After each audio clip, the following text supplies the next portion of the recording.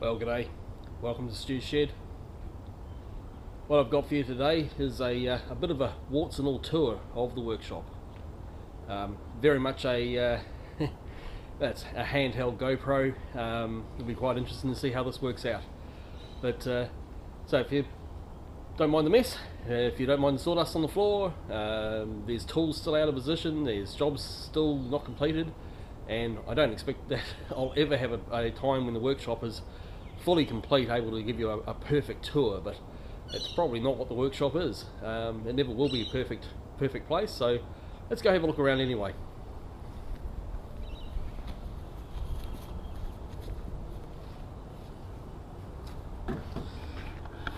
Just through the main doors, and yeah, welcome to the workshop. In this section here, and it's just near the entranceway, we've got the important supplies. We've got the beer fridge, we've got a cabinet above, which holds all the extra goodies and glasses and some snacks and the like, just in case, you know, visitors get hungry or I get hungry or thirsty, as is the case. We've got other cabinets nearby. This is a bit of a storage area here. Obviously the Festool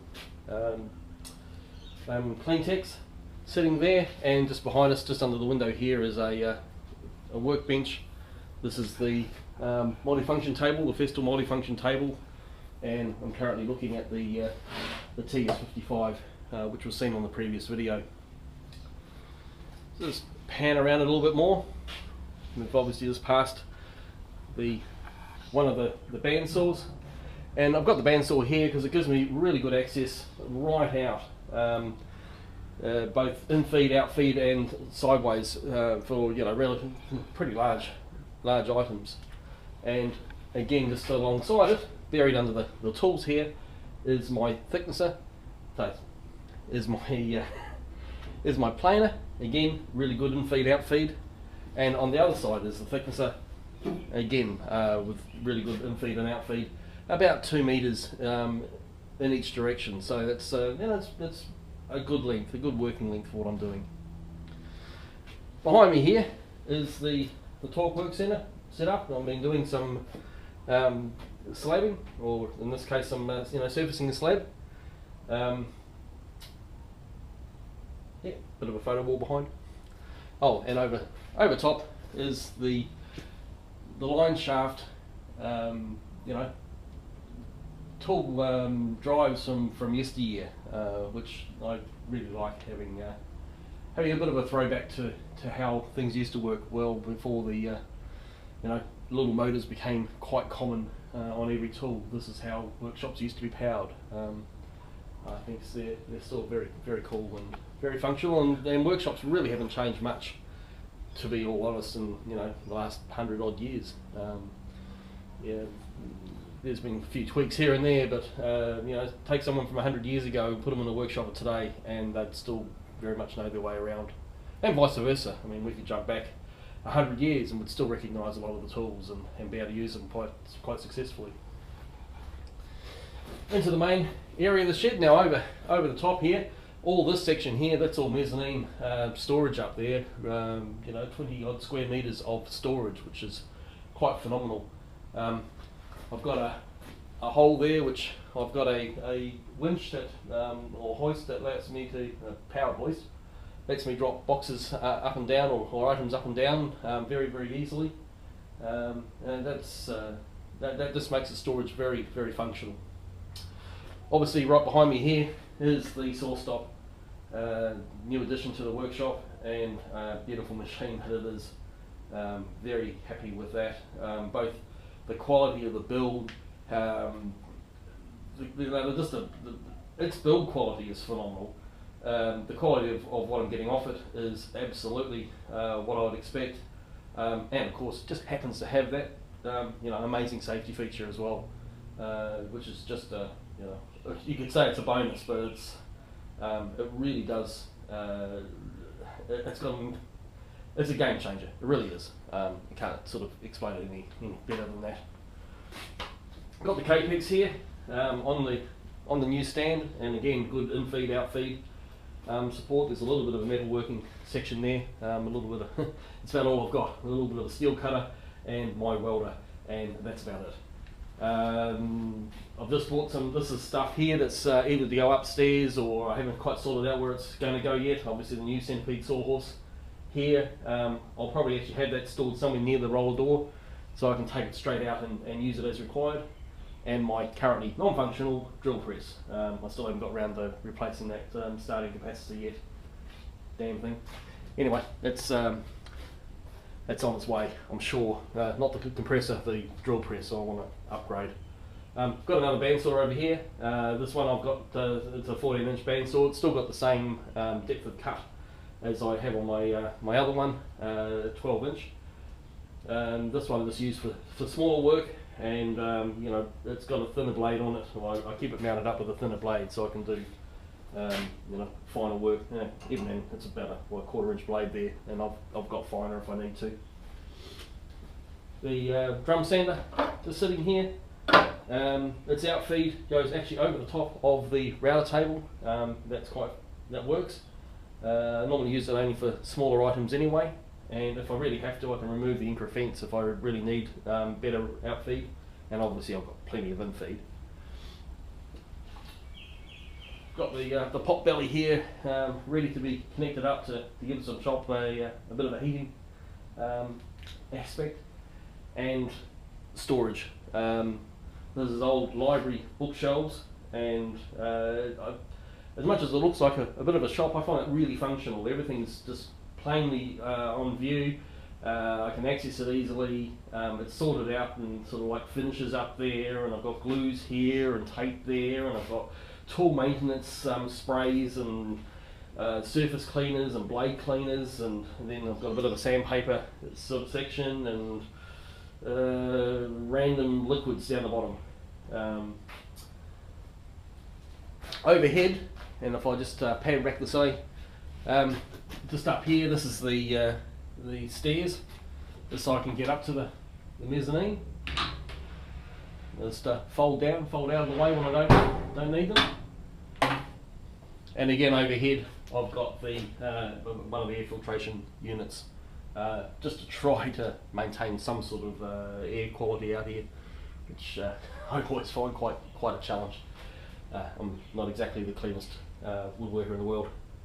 And obviously, speaking of clean woodworkers, you know, nice little pile of sawdust on top tools because they've been used without the dust extraction, because that's still on its way. Haven't got around to setting it up yet. Router table, obviously cast iron top router table that I put together a while back, which you can see on the site. Router bit storage in the background there. Good sound system, which is obviously really important for a workshop. A workbench, which is covered in workbench tools. Now I've got the multi-function table over the other side. That's where I can actually do work. This is very much just where you know, tabletop tools can be on a tabletop. This is my turning corner, if you want to call it that. Obviously I've got the Nova DVR in pride of place. A bit of a sharpener in the corner there, or grinder. The little Nova Comet sitting there, and my older jet sitting here with a polishing setup on it, ready to go. And yeah, very cool. Spin around again, and you know, obviously chisels all set up. I've got all the chucks and jaws and stuff like that on shelves. Bit of sorting out still to do over there.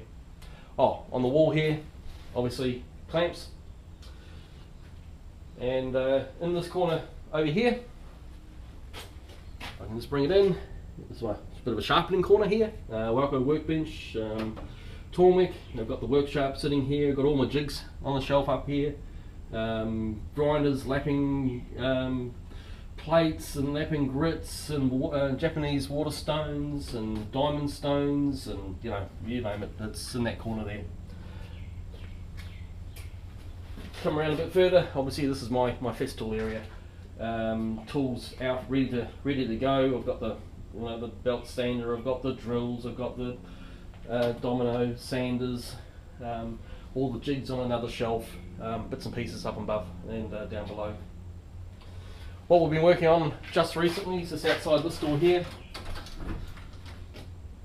We've just filled it in just to obviously give it a little bit of a protection, and out here now we've got dust extractor. This is where it's going to be living, connected up. It puts it actually outside of the workshop, so if any fine dust is coming through here, it's going to be outside the workshop and not contaminating the workshop air.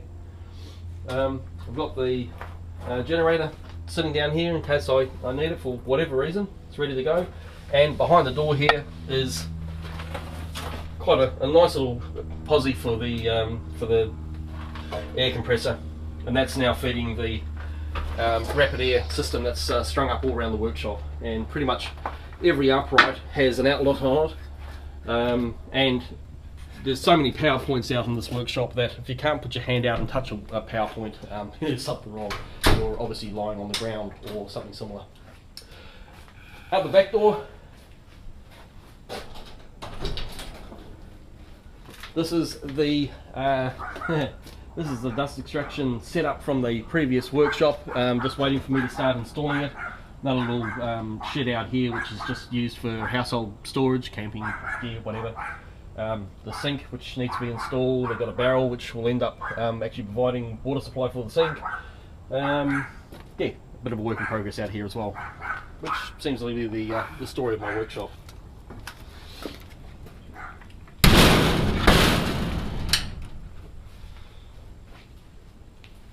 And yeah, so that's a bit of a tour of the place, really quick tour, flying tour.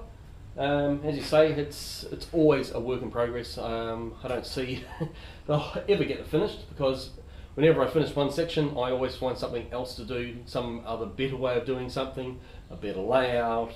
Yeah, it's ongoing. It's a living workshop. It's not a museum piece or anything like that. And we'll just go back outside for a sec.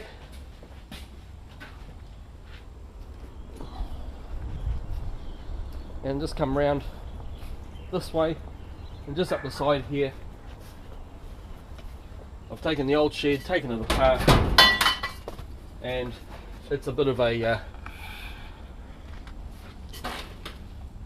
wood store now. I've got wood racks to go on the walls in here, and I've got a lot of sorting out to do out here as well. The timber's just been dumped out here at the moment, just sitting on pallets, plastic pallets, which obviously makes it quite easy to move around,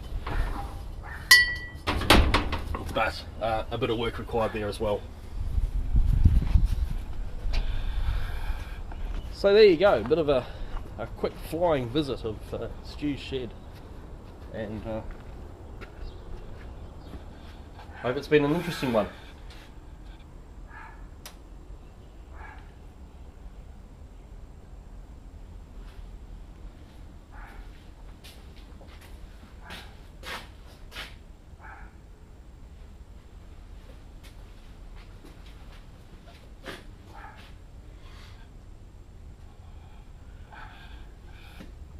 So, welcome to the shed. No, the tour has been a long time coming, and there's obviously a lot more to go. Both in talking about the workshop, talking about the shed itself, the actual build, the build quality of it. It's a substantial workshop in that respect. It's really well made.